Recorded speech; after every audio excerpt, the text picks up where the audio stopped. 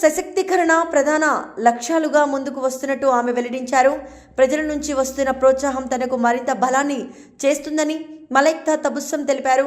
గ్రామంలో ప్రతి ఇంటికి సేవ చేయడమే కాదు, యువతకు ఉపాధికి అవకాశాలు, ప్రభుత్వ పథకాల పారదర్శక అమలు తమ ప్రాధాన్యతలను తెలిపారు. అభ్యర్థి ప్రచారంలో భాగంగా ఇంటింటికి వెళ్లి ఓటర్లను పలకరిస్తూ అభివృద్ధి ఆవశ్యకతను వివరించారు. మహిళా అభ్యర్థిగా నిలబడడం పట్ల గ్రామ ప్రజలు సానుకూలంగా స్పందిస్తున్నారు. మాకు అవి చేయించుకోవాలని ఉంది. ఎంతోమంది వచ్చారు కానీ ఏ పని చేపించలేరు. మా మంది పరిచయం అవుతున్నాం మేము. అన్నిటికీ చెప్పడానికి కూడా ముందడుగు పోయిన వాళ్ళు పట్టించుకోరు. అందుకోసమని సొంతంగా మాకు ఛాన్స్ వచ్చినప్పుడు మేము కంటిన్యూ చేసుకోవాలి అని పనులన్నీ అనుకుంటున్నాం, చేసుకుంటాం. ఏదైతే మాకు అవసరం ఉన్న ఊర్లో అన్ని పనులు చేసుకుంటాం. వీళ్ళ స్కూల్ అయినా కానీ, వాటర్ ఫెసిలిటీస్ అయినా కానీ, రోడ్ ఫెసిలిటీస్ అయినా కానీ అన్నీ చదువుకోవాలని చూస్తున్నాం. ఏ బలిష్టం అన్ని ఏ ఫెసిలిటీ లేదు పల్లారంలో అయితే. ఇప్పుడు 30 years అయి మేము చూడబట్టి అట్లనే ఉన్నది విలేజ్. అస్సలు డెవలప్మెంట్ లేదు. డెవలప్మెంట్ గురించి కూడా కొంచెం ఎడ్యుకేషన్ ఉన్న వాళ్ళు ఉండాలన్నట్టు, దేనికన్నా ముందడికి వస్తారన్నట్టు తెలిసిన వాళ్ళు మేము ఛాన్స్లా పని చేస్తున్నాం. పని చేయాలని ఛాన్స్ వచ్చినప్పుడు కంటిన్యూ చేస్తున్నాం.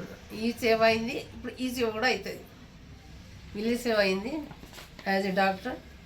Next as a sarpanch we are continuing the సేవ ఆఫ్ విలేజ్. మలైక్తా తబస్సుం అనగా మల్లారం కోడల్ని అబ్దుల్ కరీం సాబ్ కోడల్ని. ఇప్పటికీ 30 సంవత్సరాలు అయి పెళ్లి చేసుకొని మా ఊర్లో ఏం డెవలప్మెంట్ లేదు అసలు. మలైక్తా తబస్సుం అనగా మందిపేట్ మండల్ మల్లారం గ్రామం. మల్లారం గ్రామంలో డెవలప్మెంట్ అసలు 30 years నుంచి ఏం లేదు.